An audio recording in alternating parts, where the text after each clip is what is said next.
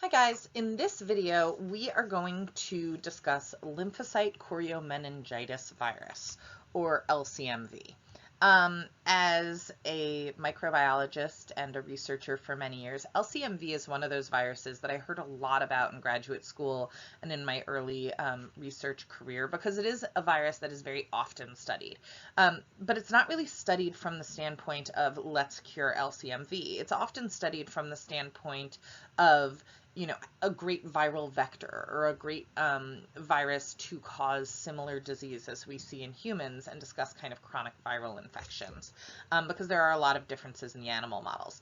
But I'm hoping that by the end of this video, you'll appreciate some of the important effects of LCMV on humans and appreciate some of the really amazing work of people who are working on this virus to find solutions for when people get infected with LCMV. It's believed that LCMV is actually underdiagnosed and more common than we currently appreciate it. LCMV is an arenavirus. So we actually talked about the Arenaviridae family back in your first immunomicro course when we discussed hemorrhagic fevers, because the other viruses in the arenavirus family actually are hemorrhagic fevers. It's Lassa, which is a very important virus in Africa, causes a lot of deaths each year. We can often find outbreaks in Lassa. And then the other ones that we discuss are actually significant in South America, and that would be the Junin and Machupo viruses. Those are often seen in South America, and they are also arenaviruses. Okay, so first let's just review the structure of the Arenaviridae. The Arenaviridae are enveloped viruses. And this is actually pretty important in this case. So the word arena is the Spanish word for sand. And the reason this virus is named this is that it actually has kind of a pebbly or sandy appearance on EM. The reason is that the virus actually has kind of ribosomes that are functional, that are attached to this envelope. And so it gives this kind of pebbled appearance. They are capable of functioning, these ribosomes, but they don't seem to actually do that. There's no proposed purpose for the virus. They just know they can. The actual genotype of this is a segmented two segmented single-stranded RNAs. Now, I have here that it's negative sense, but actually the whole genome is really ambisense, okay? Because yes, you have two RNA strands, right? The L strand is negative, all right? But the S strand is actually ambisense. So net, is it probably negative? Yeah, but technically, because one strand is ambisense, the whole thing could be ambisense. And the S strand is what codes for glycoproteins, whereas the L strand is what encodes the polymerase. So that allows the virus to replicate. This is a zoonotic. Again, so what do I mean by that? It means it affects things that aren't humans, and largely in this case we're talking about rodents. The rodent infection is kind of all-encompassing. Okay, so we actually see it in all sorts of different rodents. There was a study a couple of years ago in Washington, D.C. that said something like 20% of the wild rats in Washington, D.C. harbored LCMV. So we can find it all over the place. We can also find it in pet store rats, in laboratory animals. So this is just one of those ubiquitous viral infections within the rodent population. And this is one of those organisms where actually your immune response to the virus is what leads to the pathogenesis. So we talked about this when we talked about the hepatitis viruses. We also talked about it when we talked about Lassa, that essentially it was our desire to fight off this infection that led to the significant cytokine secretion and the patient potentially bleeding out. So LCMV kind of follows suit in that case with its related viruses.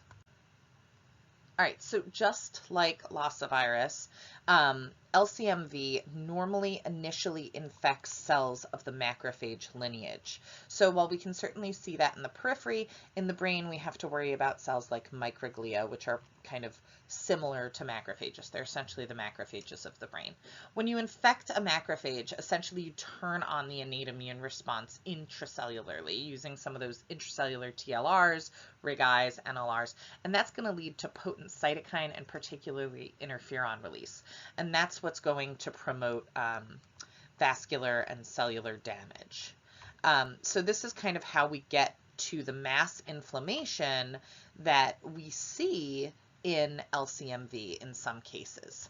The incubation period for most arenaviruses is about 10 to 14 days.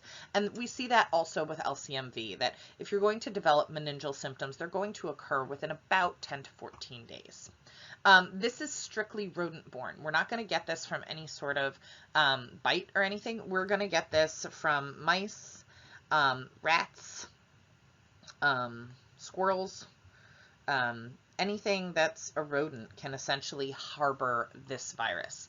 And although it is not often diagnosed, it is important to note that LCMV is actually the most common arenavirus in the United States. It actually causes persistent infection in hamsters and mice. And like I said, there was this study that showed that like 20% of the wild mice in our nation's capital actually have LCMV. So while this study focused on wild rodents, LCMV has been isolated from laboratory rodents and pet stores. So all you hamster and guinea pig lovers out there, technically your rodent might harbor LCMV. Unlikely, but possible. Most patients likely contract the virus through inhalation of dried urine. And I'm sure you're sitting over there saying, well, I would never inhale dried urine. But if you're changing animal cages, that's where you get it. So when I was working in animal labs, we always had to wear face masks. And this is one of the reasons why. It's just a way of protecting yourself from inhaling things that could potentially be dangerous to you. Person-to-person transmission of LCMV hasn't really happened, except for in one case, and that's vertical transmission from mother to baby. When you have a little baby, sometimes we see vertical transmission through the blood. So that's, while the baby is still in utero. And then the other place we sometimes see it is organ transplantation. I will state that when it's mother to baby, sometimes we do see this one as a teratogenic virus. It certainly does impact fetal development depending on the trimester in which the mother is infected. The other people that we worry about in particular for this one is a group of people I've already mentioned a couple times, and certainly was a classification I would have given to myself, and that would be laboratory workers. People who work with the virus and with rodents regularly, those are people that we worry about being exposed. And the reason why this is all kind of coming together is that most immunocompetent patients will be asymptomatic, so therefore it's underdiagnosed. But the concern is what happens if they become immunocompromised later. There was actually a study done not long ago that showed that if you looked at serology of just humans in urban areas, upwards of 5% currently harbor LCMV and probably had no idea. So what actually happens? So the name suggests that meningitis is the typical presentation. It's the lymphocytic choriomeningitis virus. So you would expect meningitis is what happens. But that's not true. Most of the time what's going to happen is undifferentiated fever, right? You're just going to have a flu-like febrile illness, myalgia, things like that. Only about 10% of patients are going on to develop meningeal symptoms. The meningeal illness, if it's going to occur, is going to occur within about 10 days after exposure. This is the most common, and what we tend to see is that you get perivascular mononuclear infiltrates. And we can see these in neurons of all sections of the brain, in the meninges of an infected patient. Most patients survive, and no chronic infection has been described in humans. In general, the mortality is pretty low, less than 1%. Aseptic meningitis, encephalitis, and meningoencephalitis, those are all going to require hospitalization and supportive care based kind of on the severity. You can use things like anti-inflammatory drugs such as corticosteroids in severe circumstances, because remember, this is one of those illnesses where the pathology is essentially caused by the immune response. When we see symptoms, they can be neuro and they can be ocular, and that kind of gives its name. The people who are most likely to develop the meningeal symptoms of this are the very, very young. A couple of years ago, we had a really sad case in the Chicago area, a woman living in not so great housing out in the suburbs. She was blind and raising a baby on her own, and at night she could hear mice in the apartment skittering around, and she was worried because she had a baby. So she complained to the landlord about getting rid of the mice. But he knew she was blind, and so he said that she couldn't give evidence that there were mice. And unfortunately, the baby contracted LCMV, and the baby died. And one of the physicians at a local hospital actually happened to be an LCMV expert and got serum from the baby post-mortem, and she diagnosed it by ELISA as LCMV with a very high titer, proving that the baby had actually died of LCMV. And the landlord was obviously held accountable for his negligence. So this is a serious cause of disease in our very, very young, and that's why we worry about it in infants. So how do we avoid it? Really, you just got to try to avoid rodents.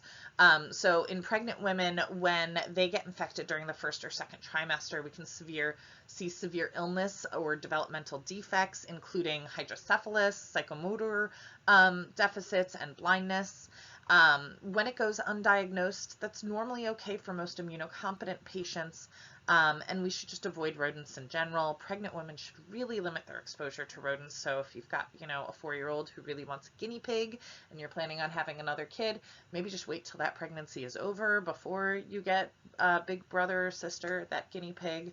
And then pregnant women who work in pet shops with rodents or with laboratory rodents in particular should be really careful to wear appropriate respiratory protection to avoid inhalation of the virus.